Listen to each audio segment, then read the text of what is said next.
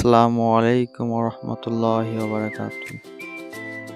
তো আজকে আলোচনা করব যেই কয়টি যোগ্যতা আপনার থাকলে আপনি মাঠে টিকার সম্ভাবনা বেশি থাকবে এবং যেই কয়টি যোগ্যতা আপনার না থাকলে আপনি মাঠে টিকার সম্ভাবনা খুবই কম থাকবে। তো আপনার উচ্চতা যদি 5 ফুট 5 ইঞ্চির কম থাকে তবে আপনি কিন্তু মাঠে টিকবেন না।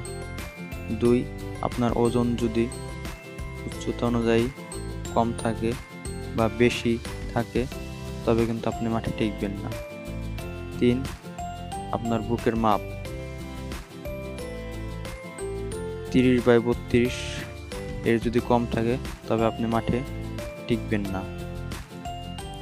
4, আপনার দৃষ্টি যদি 6/6 এর কম থাকে আপনি মাঠে টিকবেন না। 5, আপনার শরীরে যদি কোনো কাটা দাগ বা গুরুতর আঘাতপ্রাপ্ত চিহ্ন থাকে তবে আপনি মাঠে টিকবেন না। তো সেম মহিলা প্রার্থীদের ক্ষেত্রেও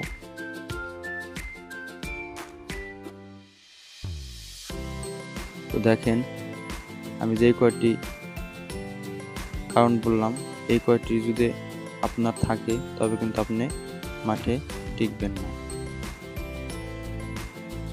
তো বাস্তব অভিজ্ঞতা থেকেই বলছি কথাগুলো, কারণ আমি এর আগে মাঠ করেছি এবং এবার আবেদন করব। তবে দেখেন, আমাদের মতো হাজারো বেকার যুবকদের বা যুবক সমাজের এই সৈনিক হওয়া একটা আবেগের বিষয়। তো আমাদের সকলেরই কিন্তু স্বপ্ন থাকে যে আমি সৈনিক হব, দেশের সেবা করব।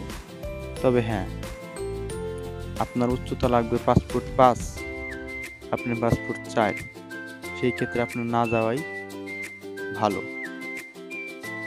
আপনার ওজন লাগবে 56, উচ্চতা অনুযায়ী আপনার ওজন বেশি, সেই ক্ষেত্রে আপনার মাঠে না যাওয়াই ভালো। স্বপ্ন সবারই ভাই, সৈনিক হওয়া স্বপ্ন আমাদের সকলেরই, কিন্তু আমার যোগ্যতা না থাকলে তো মাঠে যে কোনো লাভ নাই। তো যেই কয়টি যোগ্যতা আপনার থাকলে আপনি মাঠে টিকবেন: 1, আপনার উচ্চতা যদি 5 ফুট 5 ইঞ্চির বেশি হয় আপনি মাঠে টিকার সম্ভাবনা বেশি থাকবে। 2, আপনার ওজন যদি BMI অনুযায়ী ঠিক থাকে তবে আপনি মাঠে টিকার সম্ভাবনা বেশি থাকবে। 3, আপনার বুকের মাপ যদি 30/32 এর বেশি থাকে তবে আপনি কিন্তু মাঠে টিকে যাওয়ার সম্ভাবনা বেশি আছে। চোখের দৃষ্টি 6/6 থাকলে আপনি মাঠে টিকবেন এবং আপনার শরীরে যদি কোনো কাটা দাগ বা গুরুতর আঘাত না থাকে তবে কিন্তু আপনি মাঠে টিকার সম্ভাবনা অনেক বেশি থাকে।